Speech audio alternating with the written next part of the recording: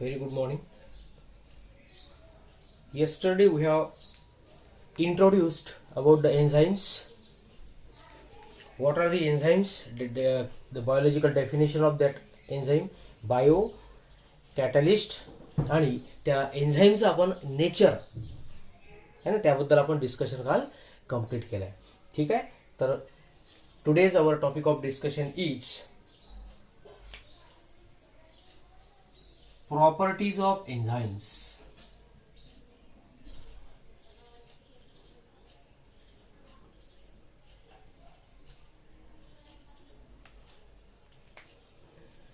Biomolecule असो किंवा कोणताही एखादा टॉपिक सब टॉपिक असो, अंडरस्टँडिंग करण्याच्या अगोदर आपल्याला त्याच्या प्रॉपर्टीज माहीत असणं आवश्यक आहे.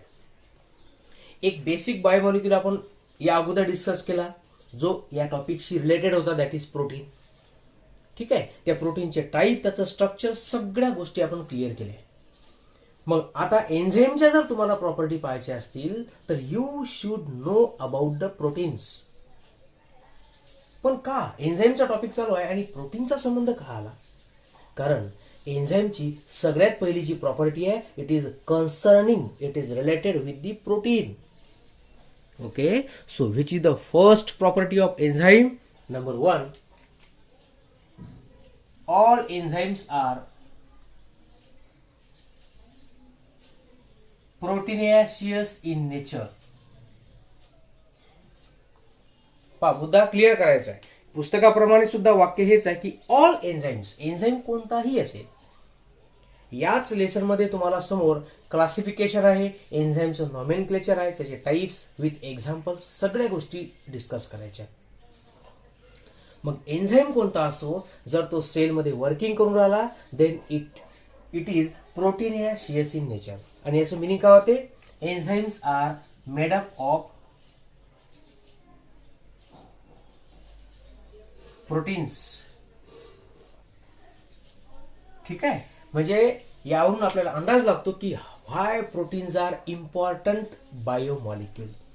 सगळ्याच गोष्टी महत्वाच्या असतात, पण इसेन्शियल, याच्याशिवाय काम भागतच नाही असा बायोमॉलिक्यूल म्हटलं तर it is a protein. Building block तर आहेच आहे, आणि सोबत त्याची एक फंक्शन कोणतं आहे की इट प्रोड्युसेस द एन्झाईम्स. ठीक आहे. ऍक्च्युली प्रोटीन एन्झाईम मध्ये कन्व्हर्ट होतात. That proteins behave like the enzyme. तर म्हणून पहिली प्रॉपर्टी लक्षात ठेवा की all enzymes are proteinaceous in nature. काही एन्झाईम्स असे राहतात पहा. एक एक्झाम्पल तुम्हाला देतो, कारण कसा मुद्दा सगळा क्लिअर झाला पाहिजे. रायबोझाईम्स. आता हे जर आपण एक्झाम्पल घेतलं तर हे ऍक्च्युली या प्रॉपर्टीला एक्सेप्शनल आहे. आता इथं आपण शब्द प्रोटॅन झाला, तो इट इज प्रोटीनेशियस. असा शब्द आहे प्रोटीनेशियस. तर रायबोझाईम म्हणजे काय? इट इज द एन्झाईम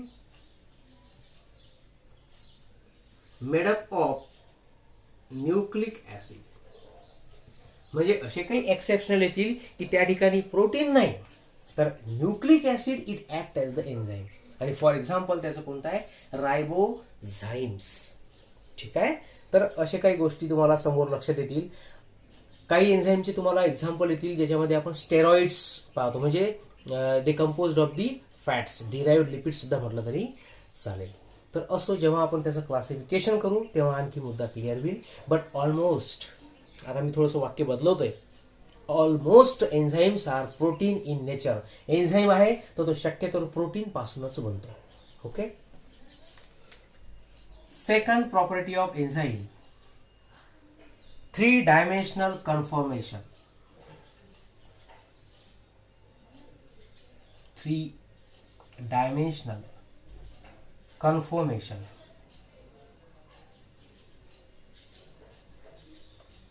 आता याचं मिनिंग काय होतं पहा. याला आपण असं पण रिप्रेझेंट करू शकतो, it is 3D conformation.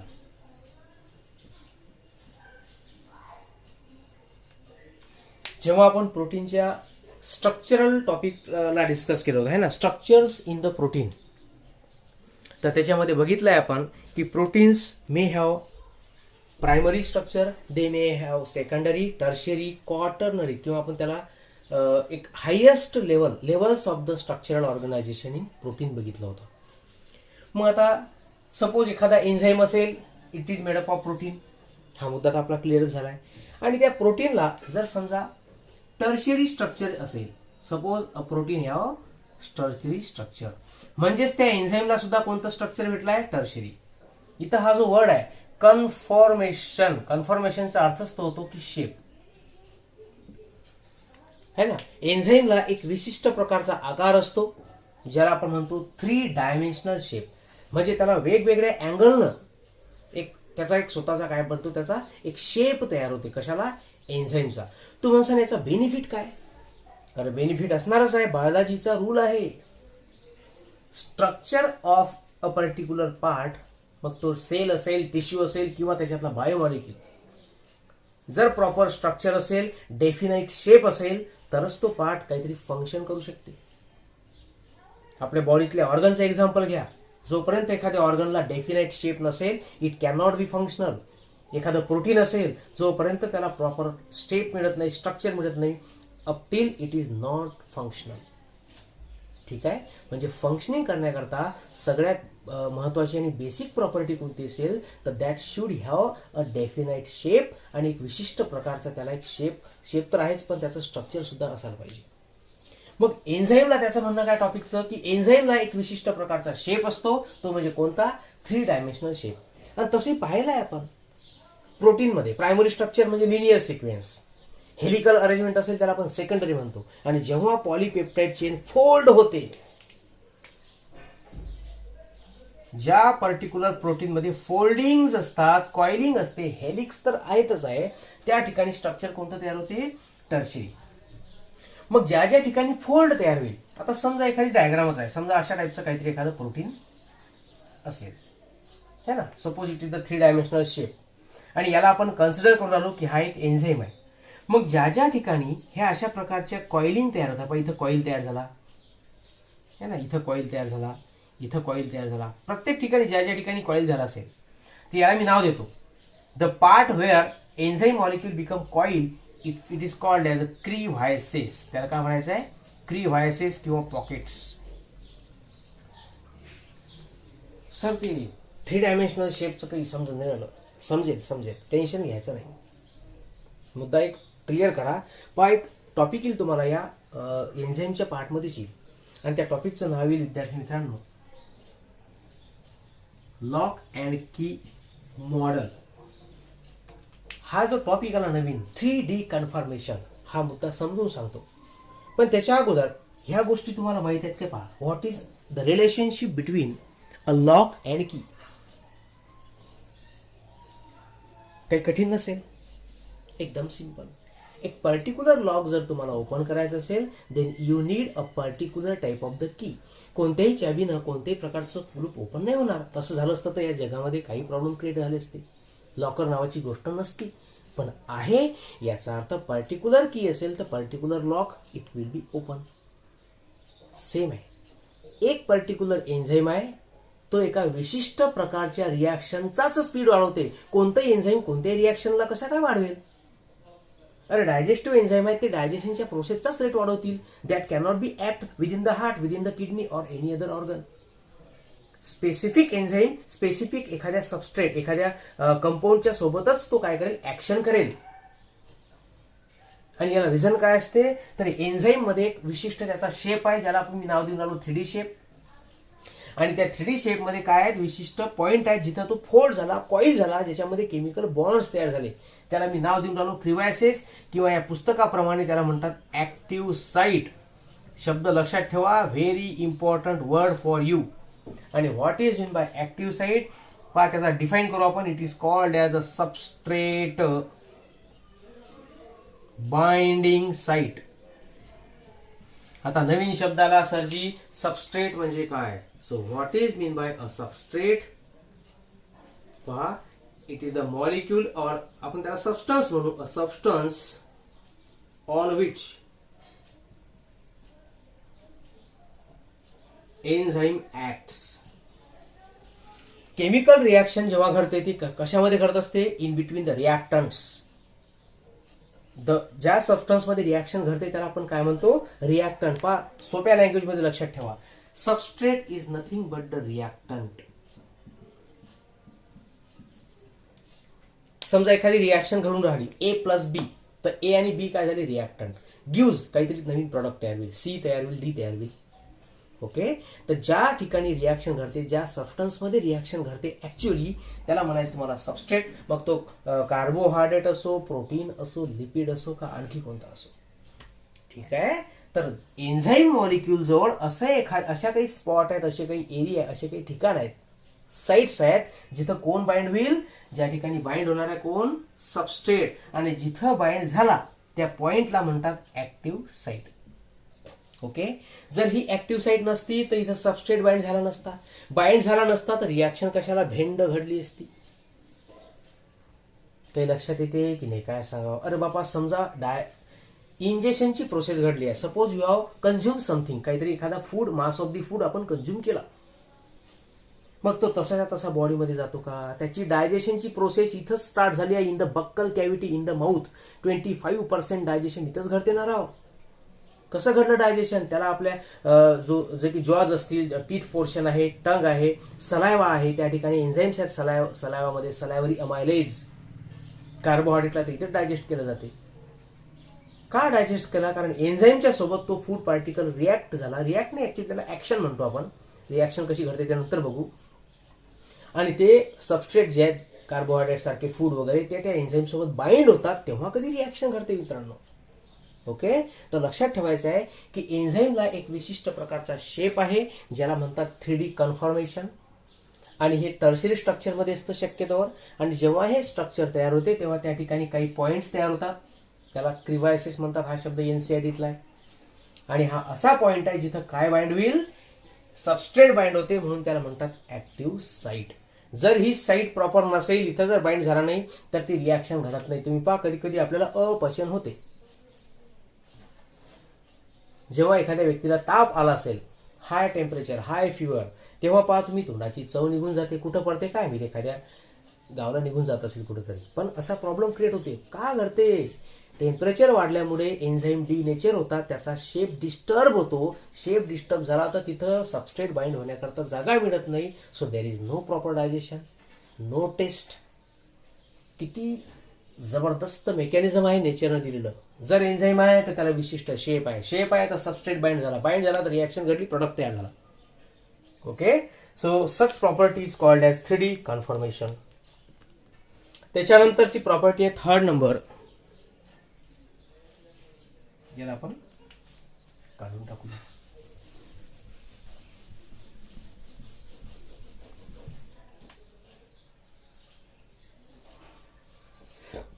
कॅटालायटिक property.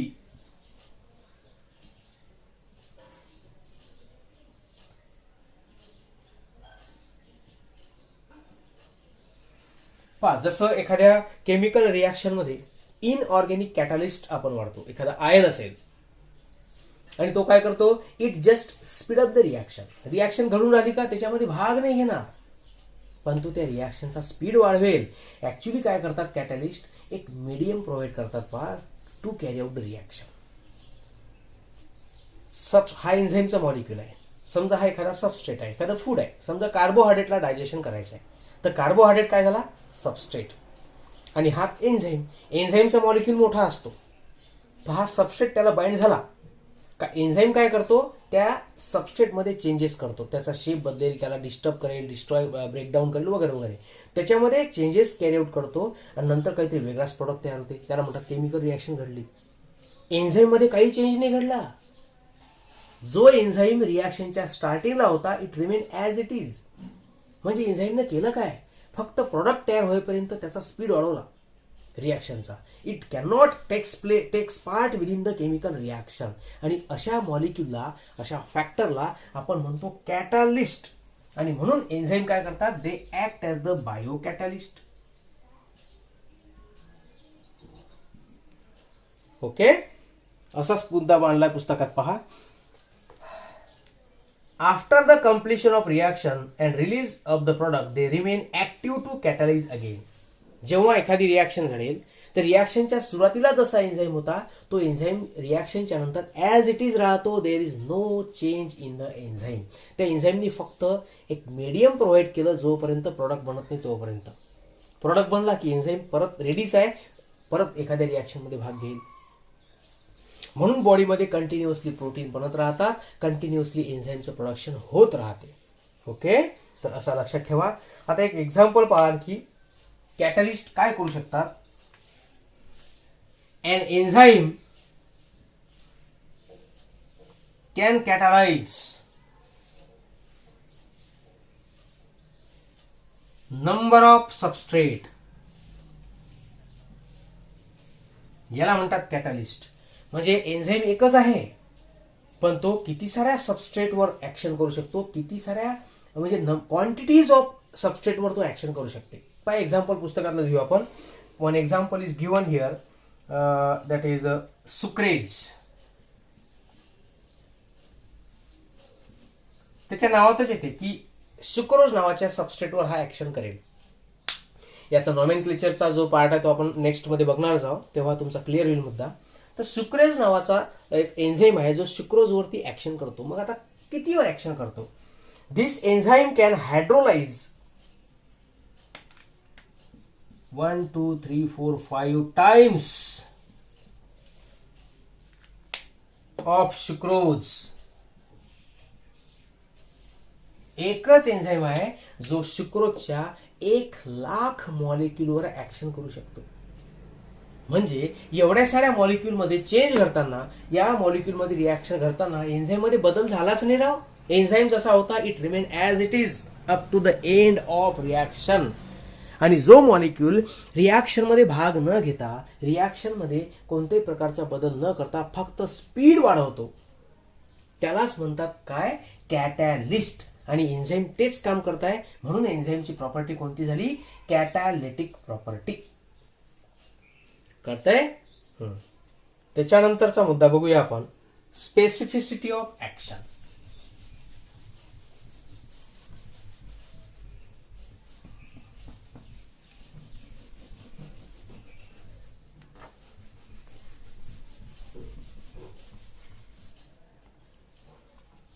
चौथ्या नंबरची प्रॉपर्टी पाहून राहिलो आपण, स्पेसिफिसिटी ऑफ ऍक्शन. त्याच्यानंतर 5th number, reversibility of action.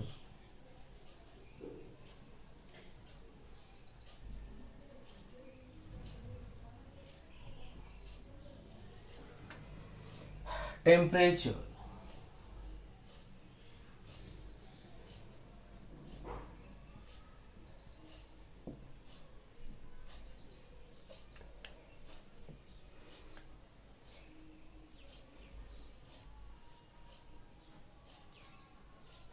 पाहता specificity of action. An enzyme can catalyse specific type of chemical reaction किंवा बायोकेमिकल रिॲक्शन. काही विशेष वाटतं का टॉपिक. एक विशिष्ट प्रकारचा एन्झाईम असेल तो विशिष्ट प्रकारच्या रिॲक्शनचाच स्पीड वाढवेल. लक्षात येत आहे. पॅन्क्रियाज नावाचा पार्ट आहे तर त्या ठिकाणी तो पॅन्क्रियाटिक जे काही एन्झाईम्स असतील ते त्या ठिकाणी सर्व करतील. इंटेस्टाईन मधले जे एन्झाईम असतील ते त्या ठिकाणी काम करतील. लक्षात येऊन राहिलं. प्रत्येक एन्झाईम हा विशिष्ट प्रकारच्या रिॲक्शनचाच स्पीड वाढवेल आणि म्हणून आपल्या बॉडीमध्ये रिॲक्शन ज्या राहतात त्या बिलकुल कोऑर्डिनेटेड मॅनरमध्ये घडतात. पहा, कोणतीही रिॲक्शन कुठे जर घडली असती तर बॉडीमध्ये किती सारे प्रॉब्लेम, कन्फ्युजन क्रिएट झाले असते. पण नेचरमध्ये जे काही क्रिएशन असते मित्रांनो त्याच्यामध्ये कोणत्याही प्रकारचं कन्फ्युजन घडत नाही आणि याला रिझन असते स्पेसिफिसिटी इन द ऍक्शन. कळत आहे. त्याच्यानंतर पहा रिव्हर्सिबिलिटी ऑफ ऍक्शन. आता पहा एन्झाईम मॉलिक्यूल जो राहतो पहा हे दोन टॉपिक थोडेफार रिलेटेड राहतात. रिव्हर्सिबिलिटी, एखादी केमिकल रिॲक्शन घडून राहिली ती का घडते. एक तर त्याच्यामध्ये एन्झाईम आहे, स्पीड वाढला, पण तो स्पीड तेव्हाच वाढेल जेव्हा त्या रिॲक्शन मध्ये ज्या ठिकाणी ती रिॲक्शन घडून राहिली तिथे विशिष्ट प्रकारचे फॅक्टर्स असतात. जर ते फॅक्टर नसले, त्याचं प्रमाण कमी जास्त झालं तर रिॲक्शन स्टॉप होते किंवा रिटर्न येऊ शकतं. जो प्रॉडक्ट तयार व्हायला पाहिजे तो होणारच नाही. Not getting. एक्झाम्पल घेऊ आपण. पहा, पीएच शब्द ऐकला असेल तुम्ही, है ना. Acidic pH, basic pH. आता पहा एक्झाम्पल आपल्या पुस्तकातलं घेऊ आपण. ट्रिप्सिन नावाचं एक्झाम्पल आहे. ट्रिप्सिन काय करतो हा? Is most active at an optimum pH of 9.5. Protein digest करणारा एक एन्झाईम आहे जो आपल्या इंटेस्टाईन. हा एन्झाईम तेव्हाच काम करतो जेव्हा त्या ठिकाणची तो जो एरिया आहे ना, आपल्या डायजेस्टिव्ह सिस्टमचा पार्ट आहे, त्याची पीएच किती असायला पाहिजे? 9.5. अल्कलाईन पीएच म्हणतात त्याला. कोणती पीएच म्हणायचं आहे? अल्कलाईन. आपल्या इंटेस्टाईन मध्ये डिओडिनम असा एक पार्ट आहे ज्या ठिकाणी सगळ्यात जास्त डायजेशन करतं. पहा, डिओडिनम नावं लक्षात ठेवाल. तर त्या ठिकाणी, आणि हे परफेक्ट आहे की ह्युमन इंटेस्टाईन मध्ये जे मीडियम आहे ते कसं राहतं? अल्कलाईन राहते. पहा कशी भानगड असते ती. समजा एखादं पर्टिक्युलर मीडियम आहे, त्याची पीएच आहे 7, तर त्याला म्हणतात न्यूट्रल. काय म्हणायचं आहे? न्यूट्रल. जेव्हा ही पीएच 7 पेक्षा कमी असेल, 6 असेल, 5 असेल, तर त्याला म्हणतात ऍसिडिक मीडियम. जेव्हा पीएच 7 पेक्षा जास्त असेल, समजा 8, तर त्याला म्हणतो आपण बेसिक पीएच. यापेक्षा वाढली तर ती असते स्ट्रॉंग बेसिक, आणि स्ट्रॉंग बेस त्यालाच म्हणतो आपण काय? अल्कलाईन. कळत आहे? म्हणजे आपल्या इंटेस्टाईन मध्ये कोणतंही फूड मटेरियल एंटर हो, जे आपण कन्झ्युम करतो ते किती ऍसिडिक असू द्या, इंटेस्टाईन मध्ये पोहोचलं ना तर त्याचं मीडियम कसं बनवलं जाते? अल्कलाईन, जेणेकरून ते इझिली डायजेस्ट झालं पाहिजे. कारण तिथले जे एन्झाईम आहेत त्यांना पीएच पाहिजे 9.5. जर येणाऱ्या प्रॉडक्टमध्ये पीएच जास्त असेल किंवा कमी असेल याच्यापेक्षा, तर तो डायजेस्ट होणार नाही. तो असाच्या असाच आपल्या इंटेस्टाईन मधून लार्ज इंटेस्टाईन मध्ये पास होईल, आणि जर त्याचं डायजेशन घडलं नाही तर तो ब्लॉकेजेस क्रिएट करतो किंवा त्या पर्सनमध्ये मग प्रॉब्लेम्स क्रिएट होतात. त्याला डायजेस्टिव्ह प्रॉब्लेम म्हणतो आपण. कळत आहे? तर अशा पद्धतीनं एन्झाईमचं जे काम राहतं ते डिपेंड असते on the pH. Particular pH असेल त्याला म्हणतात optimum pH. Each enzyme act upon the optimum. Optimum म्हणजे काय? एक अशी पीएच, एक अशी रेंज का ज्याच्या वर आणि खाली जर बदल घडला तर ती रिॲक्शन स्टॉप होते. है ना. ऑप्टिमम म्हणजे काय? स्पेसिफिक. तेवढ्या रेंजपर्यंत एन्झाईम काम करू शकतात. टेम्परेचरचंही तसंच आहे. पर्टिक्युलर टेम्परेचर आहे तोपर्यंतच एन्झाईम काम करतात. समजा आपला बॉडीचं normal temperature 37 degree Celsius. So enzymes can work up to 40 degree. 40 degree Celsius पर्यंत वाढलं तर ठीक आहे, चालेल. पण त्याच्यापेक्षा जास्त टेम्परेचर वाढलं तर enzyme can not be functional. तर ही जी पीएच आहे याला म्हणतात ऑप्टिमम पीएच, आणि अशा पीएचलाच फक्त एन्झाईम काम करतात. दुसरं एक्झाम्पल आहे, पहा.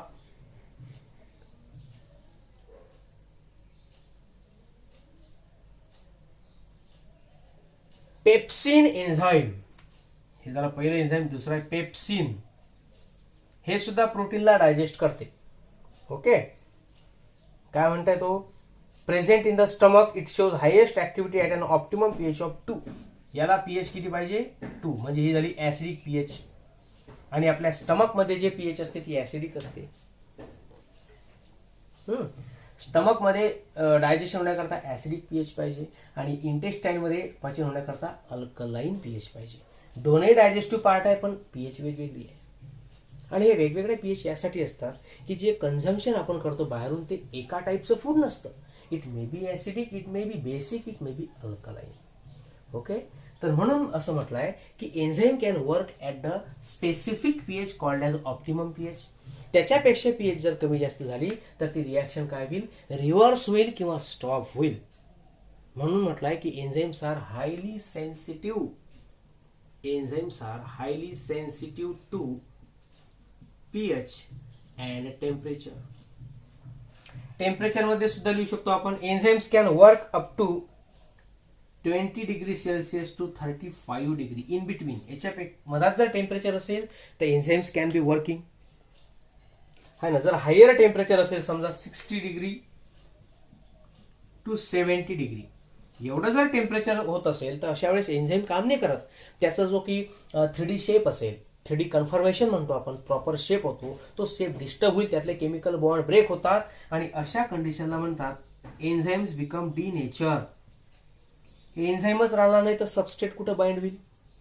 जर त्या फूड मटेरियलला कुठं स्पेस भेटलीच नाही ब्रेकडाऊन होण्याकरता तर तो रिॲक्शनमध्ये ब्रेक होणार नाही, रिॲक्शन घडणार नाही, म्हणजे तो कंपाऊंड ॲज इट इज राहील. आणि ज्याचं बॉडीमध्ये ब्रेकडाऊन किंवा डायजेशन घडत नाही तो आपल्या बॉडीमध्ये टॉक्झिन्स तयार करतो. शब्द ऐकला असेल तुम्ही, फूड पॉयझनिंग. फूड पॉयझनिंगचा अर्थ काय होतो? Any food which we have consume it is not digested, it remain as it is, आणि म्हणून तो आपल्या बॉडी करता अनवॉन्टेड होतो, त्याला आपण टॉक्झिक म्हणतो. म्हणून एन्झाईमला जर काम करायचं असेल तर त्याच्याकरता विशिष्ट प्रकारचं तापमान लागेल, त्याला म्हणतात एन्झाईम टेम्परेचर ऑप्टिमा. लक्षात ठेवा हे शब्द, टेम्परेचर ऑप्टिमा किंवा ऑप्टिमम. ऑप्टिमम शब्द लक्षात आला ना, ज्या रेंजमध्ये तो काम करतो तो झाला ऑप्टिमम. ठीक आहे. तर अशा पद्धतीनं या एन्झाईमच्या काही प्रॉपर्टीज असतात विद्यार्थी मित्रांनो. ठीक आहे. त्याच्यानंतरचा पार्ट आपण नॉमेनक्लेचरचा बघूया.